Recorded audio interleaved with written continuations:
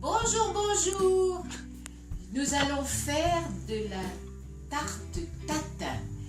C'est le nom de deux demoiselles qui ont fait une tarte à l'envers, c'est-à-dire les fruits en dessous et la pâte au-dessus.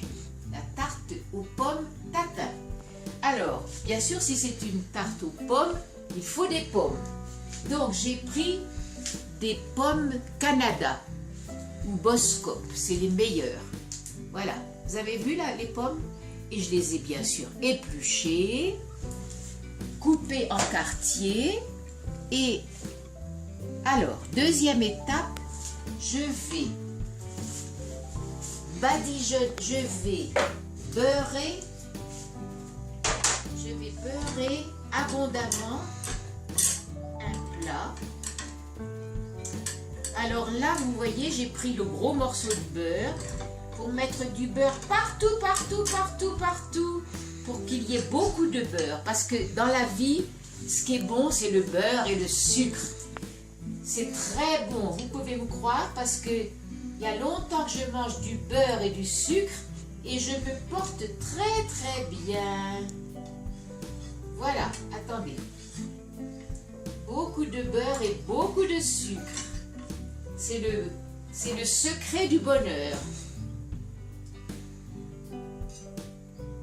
Alors, deuxième étape, le sucre. Excusez-moi, j'ai les mains pleines de beurre. Bon, voilà du sucre. Du sucre en poudre. Ah bon, je vais saupoudrer abondamment de sucre pour faire un caramel. Je crois que ça suffit. Et là, je vais couper mes... Ça, c'est des quarts. Je vais les faire... Moi, je fais plutôt des huitièmes. Je vais couper mes quarts de pommes en deux pour avoir des huitièmes. Alors, je crois que là, je vais peut-être allumer mon four pour qu'il puisse chauffer. Voilà. J'allume mon four. Bon. Et là, regardez, voilà, voilà ce que ça donne. Mes pommes avec, et je vais faire caraméliser mes pommes. Attention, j'ai pris un moule en verre qui supporte la flamme du gaz. Voilà, je vais baisser le gaz. Et pendant que ça caramélise, nous allons préparer la pâte ici. Alors ça c'est de la... J'avais préparé une pâte brisée. Regardez.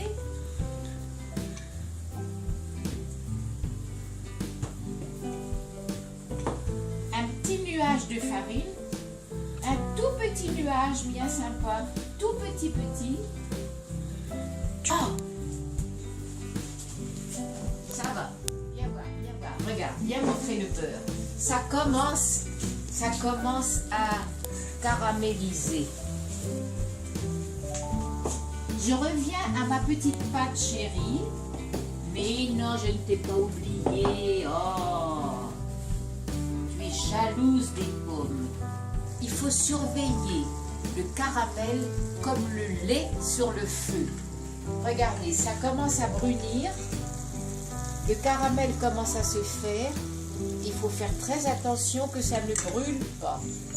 Ouh là là! Je voudrais insister sur un point, il faut étaler la pâte jusqu'à ce qu'elle soit très fine, sinon ce n'est pas bon. Voilà, donc j'étale avec mon rouleau à pâtisserie. Ça c'est un rouleau à pâtisserie.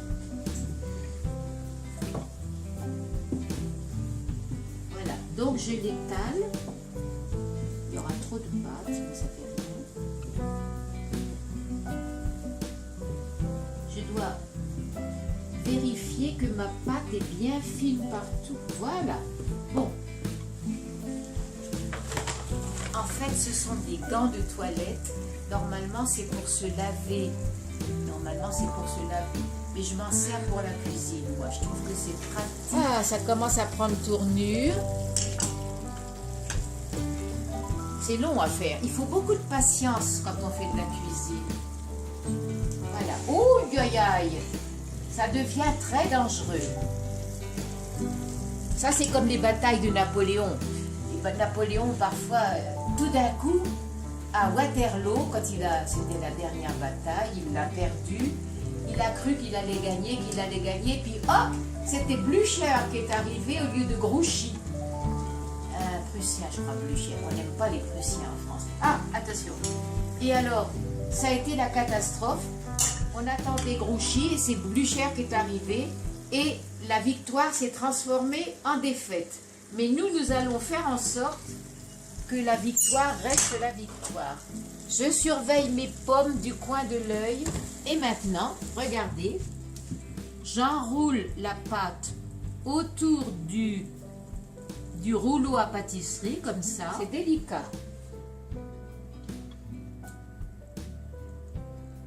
Voilà. Et alors maintenant, vous avez vu à quoi ça ressemble? J'ai mis la pâte sur les pommes. Et puis maintenant, je vais mettre au four, je vais enfourner le gâteau.